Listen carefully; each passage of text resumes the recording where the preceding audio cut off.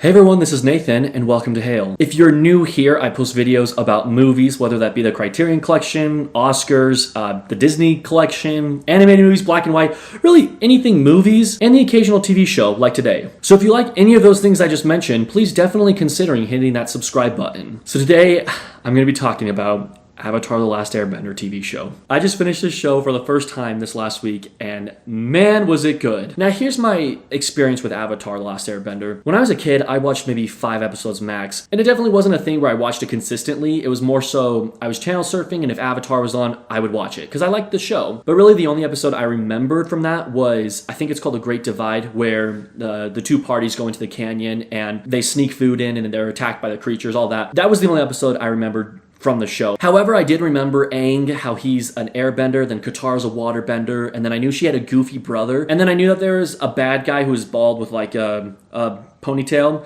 So, yeah, that's pretty much what I knew about the show. The reason I started watching it was because, one, it was added to Netflix, but also through the years, so many of my friends have told me how great this TV show is.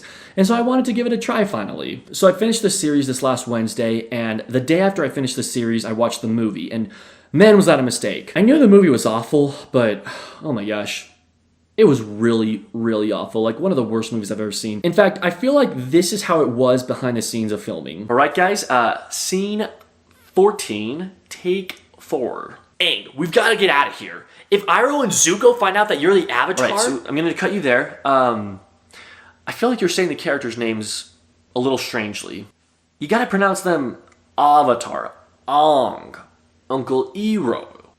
Yeah, I was just pronouncing it that way because that's how they pronounce it in the TV show. Yeah. I know the whole argument. That's how they pronounce it in the TV show.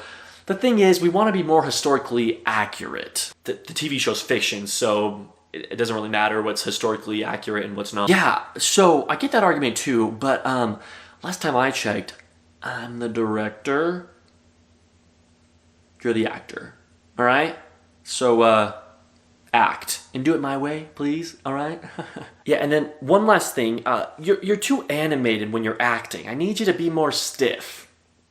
Yeah, not a good movie. Let's talk about the TV show now. So the first thing I want to talk about is just kind of like some character evaluations, how I felt about each character. And seeing as how I will be talking about the TV show, there definitely will be spoilers coming up. Now, before I even get started on that, I just want to throw out there that I really liked all the characters from this TV show. There's not one character I can think of that I disliked. And so with that being said, let's start with the Avatar himself, Aang. Aang was a big selling point for me in this TV show. Right from the get-go, episode 1, I instantly fell in love with Aang's character. I loved how happy he was, how cheerful he was, and just excited he was. I mean, he's like 12 years old. Of course, he's a child still. Even as the show progresses, yes, he matures, but there's still that child at heart, and I love seeing that. And it's hard to choose a favorite character from this TV show, but honestly, if I absolutely had to, I think it would be Aang. Then we've got Katara, and man, does she look good in Fire Nation attire.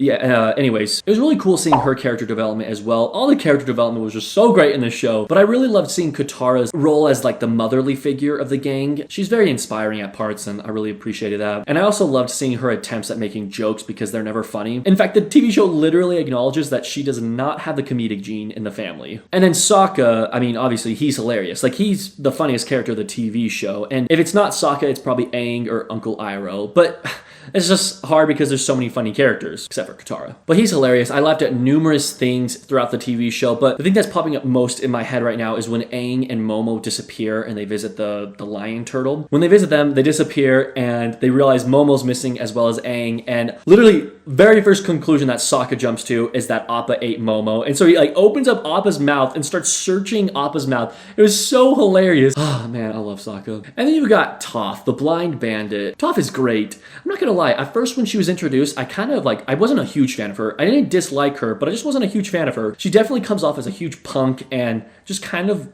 like stubborn, but I really grew to like Toph as the show progressed. You really get to know her more, and you also get to see like a more vulnerable side to her, which is awesome. And by the end of the show, like, I loved her. And I also would be lying if I didn't say that I laughed every time they throw a shot at her for her being blind. I mean, it was so funny. They knew what they were doing. And then you've got Zuko, who arguably has the best character arc of any of the characters. And it's funny because my friends actually told me that going into the show. They're like, yeah, Zuko, best character arc. I feel like that within itself is a spoiler that he turns into a good guy. And so yes, like, Going into the show, I kind of knew he was going to be a good guy in the end just because my friends told me he has a great character arc. And so although I knew that he was going to turn good, I still was so satisfied when he finally ended up turning good. In any episode that focused on Zuko alone, such as the Blue Spirit or Zuko alone, those were some of my favorite episodes of the TV show. In fact, Blue Spirit was the first episode that I was watching and it ended and I was like, yeah, that's my favorite episode right there. I don't know who I was talking to because I was all alone when I watched it.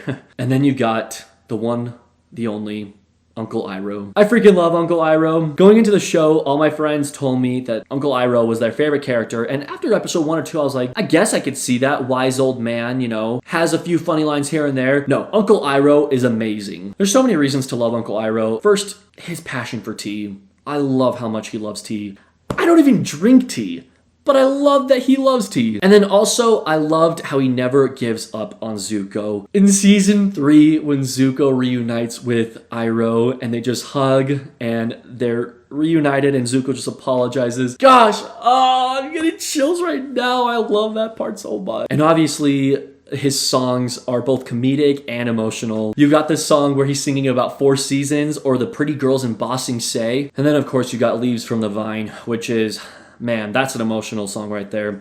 Especially because the episode of Tales from Ba Sing Se is dedicated to Mako, who was the original voice actor of Uncle Iroh. Another thing I loved about Uncle Iroh was seeing him work out in the prison cell. That was so satisfying and it got me so pumped. Like seriously, my morning exercises went from being morning exercises to straight up Uncle Iroh morning exercises. But yeah, I grew to love Uncle Iroh, and that's why it's so hard to choose just one favorite character. Like I said earlier that Aang is probably it, but it's just so hard because I love all the characters so much. And before I move on, I might as well acknowledge the side characters such as Azula and Ozai. Both great villains. Azula is absolutely insane by the end of the show, and Ozai is pretty insane as well. Now I want to talk about just some of my favorite episodes from the show. So what you're looking at right now is a list of my favorite episodes. It's not ranked, mostly because I couldn't rank it because I love all these episodes for different reasons. But here's a look at the episodes that I really just loved. But I want to talk about a select few from this list. The first one being the episode where Appa is taken and Aang just loses it. I love this episode because it, for one, shows you how attached Aang and Appa really are. Because you know that, like, they love each other, obviously, and they're friends, but you really learn, like, how connected they are. In fact, like, literally their connection is the reason that Appa finds Aang. But the part that I love most is when Aang goes into the Avatar state and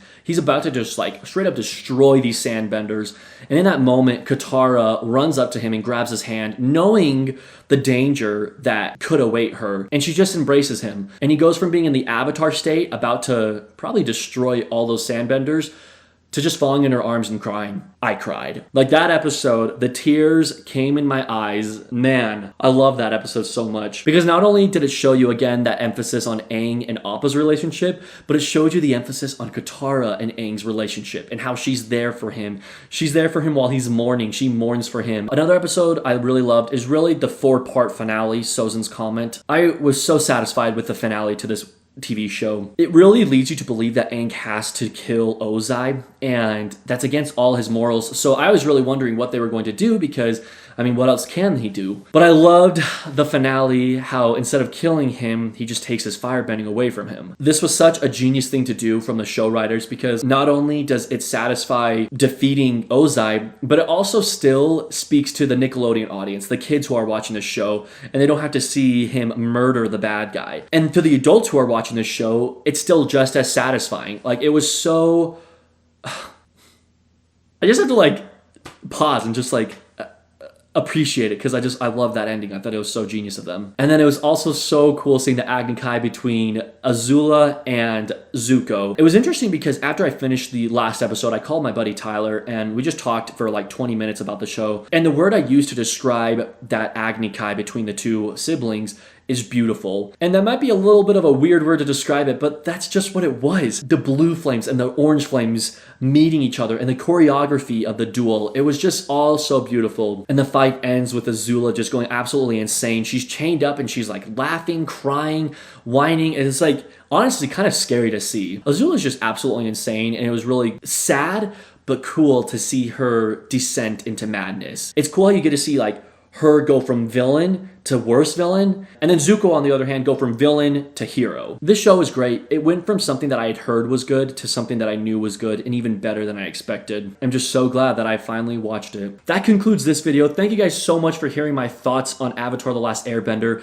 If you have a minute, check out one of these videos right over here. If you don't have a minute, just hit the notification bell so that you can be notified the next time I make a video, which is usually every Tuesday. Thank you so much for tuning in. Have a great day.